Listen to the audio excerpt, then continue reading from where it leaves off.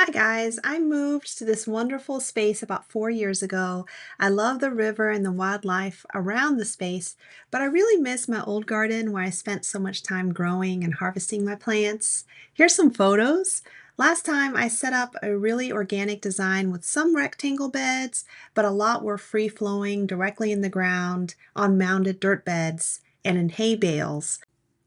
So some of my favorite plants to grow were different types of herbs, especially cinnamon, basil, and thyme and oregano, but I also liked growing different kinds of onions and green onions that were really easy to grow.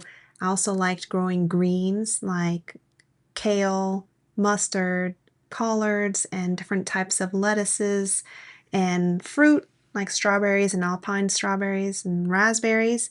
I started off my garden bed at my previous house with just having a few beds made out of wood, and then I added trellises and then some organic shapes so plants could grow naturally, and even the squash that grew out of my garden compost until it was time to start to move and start a new garden. But the last 4 years or so since I moved, life got busy and we had a bunch of yard projects that needed to come first. So I ended up just designing a small side garden that was in partial sun. I know, not the best idea, but in partial sun just to keep things going. But now it's really finally time to set up my real vegetable garden bed, and I'm so excited.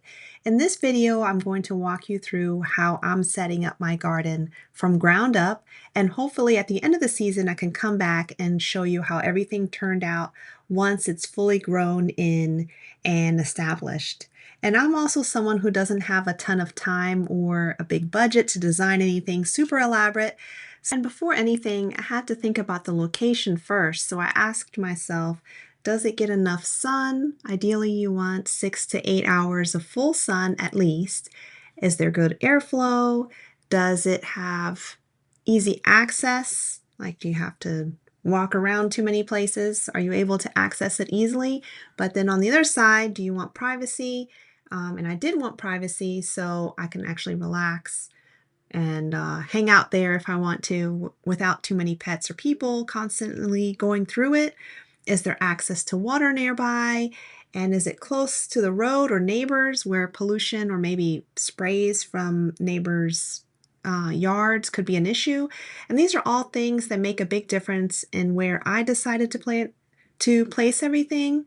Okay, looking back at the materials, now the castle blocks are basically concrete blocks that can be stacked or used individually to support the wood. They have notches on the sides where the 2x6s that I'm using slide right into it and form the frame of the beds. And I've used them both as single beds and then stacked to make a taller bed, especially when my yard was at a slope. And some of the areas I even had to use 2 blocks in the back and then one in the front just to kind of level things out. And if you're planning a setup like this and you have mobility issues or just don't want to haul heavy materials, some stores actually offer delivery, and that's what I did. That's what I did this time.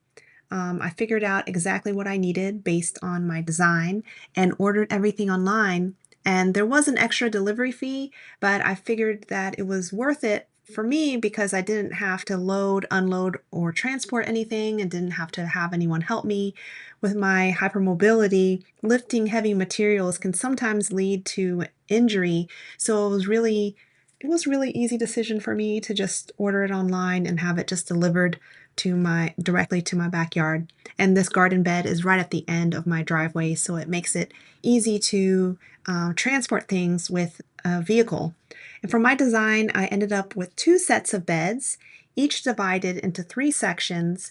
The center sections were 4 feet by 8 feet long, and the end sections were 4 feet by 7 feet long.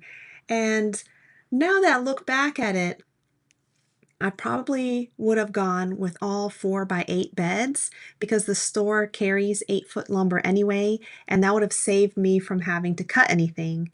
But when I bought everything, the store also offered to cut the wood for me free in the store. So of course, I didn't buy all the wood online. I did have to go back in because I decided to adjust my bed design a little bit after, and then that's when I ended up cutting some of the wood, and that's another option if you don't want to deal with extra tools or extra work. It's kind of nice to just buy the wood pre-cut to the size that you need, and then use the castle blocks on the ends to kind of piece everything together, and then it's like no tools and really easy to work with.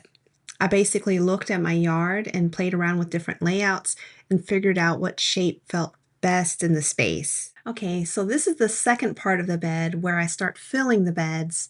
And ideally, I would have just bought proper garden soil and compost in bulk. And these beds are basically oversized pots anyway, since I'm not digging into the native soil, I'm just placing everything on top.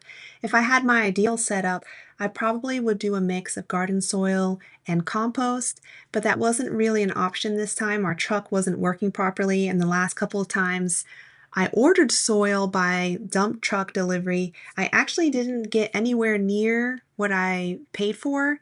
I used to get pick up soil in a pickup truck, and then when I ordered the same amount times 5 because I needed more, it was smaller than the one pickup truck that I normally would get. So it was definitely not worth it for me.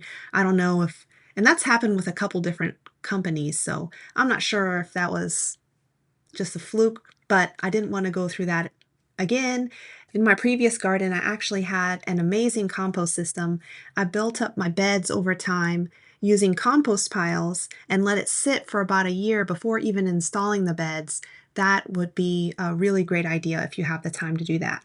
I was gardening in pots during that time and then just building the compost in the where I would put my beds from kitchen scraps, garden trimmings, and yard debris, and it would slowly turn into rich soil. And I think it was one of the most rewarding steps I've ever done. It was so awesome to be able to see it transform and then not have to buy garden soil or compost. And I may do another video later on composting at some point because I really loved how simple and effective it was. But for now, I'm just kind of impatient. I really want to get my garden set up. So I'm doing something a little more practical. I'm going to do a bottom layer on the beds, which includes wood, leaves, and garden scraps. And then the top layer, I'm going to buy bagged garden soil. I don't really like doing that, but for timing reasons, I'm just going to buy it and get it delivered, and which is actually pretty affordable right now because they have a special. And the bags are actually easier for me because I don't have to lift something too heavy. It's easier to manage and faster overall. So one thing I learned while doing this is to think about where you want to put the supports in your garden bed. Think ahead of time, because if you're putting the wood down on the bottom layer and then organic material on the bottom, and then trying to install stakes or tomato cages, it might be hard for you because they need the length of the like more than 6 inches for it to dig into. So if there's wood underneath, it can actually block them and restrict your design. So it's really helpful to think about where you're going to put your supports before you fill things in. And a little extra thinking now saves a lot of frustration later. And I also like adding natural material for my yard. These beds include river birch from my garden and then a Bradford pear from my neighbor's tree that they removed. There was nothing wrong with the tree. It was just kept falling down, like parts of the tree kept breaking, as many Bradford pears do. So they had it removed, and then we kept the wood to use for later. And then I have a magnolia tree in the front yard, and I rake up the leaves. I've been collecting it for the last 6 months, so I'm just adding it to my beds. And then trimmings from some of my plants, like my grapevines, and then just the garden cleanup from the previous year. And all of this goes into filling up the space, so it'll slowly break down over time and then add nutrients into the garden. And now I've added the garden soil, the bagged garden soil, and I'm going to just rake it in and water it down so everything settles in and fills in all the gaps. Now it's time to figure out exactly what I'm planting and to add any specific fertilizers for each bed. One thing I didn't have to start was a proper watering setup. I didn't even have a hose system ready, so I had to order one. And at first, it was just using a watering can, which worked fine, but that got old really fast because I was starting to put in my seedlings and I needed to hand water everything. I still think it's a good idea to keep a watering can on hand so you can apply fertilizer or water specific plants when needed, and eventually I set up a weeping hose along with a regular hose and sprayer attachment, and this gives me two options. The weeping hose is good for easy, lazy watering across the beds, which will be helpful when summer kicks in and you need to just quickly get out there and water without having to stand there with mosquitoes. And then the sprayer for targeted watering, like rinsing plants or focusing on new seedlings. And it's a really good balance because you have both convenience and then you have control to be able to spray things down as you need to. And for planting, I'm mostly focusing on tomatoes and cucumbers. Those are my favorites, but I'm also adding in some squash, beans, and lettuces to round things out. There's something really exciting about starting a new bed from scratch. It's something that I've been thinking about for years since moving here, but at the same time, it's also a lot of work, so I was trying to plan things out, and it's exciting too. And I'm planning to share both my successes and failures along the way so you can follow along the process with me, not just the perfect parts. And I'm really glad you were able to join me today as I set this up. If you've got a similar garden setup or you're working on your own beds, I would love to hear what you're doing, what you like, what's worked, and what hasn't. Leave a comment and let's compare notes.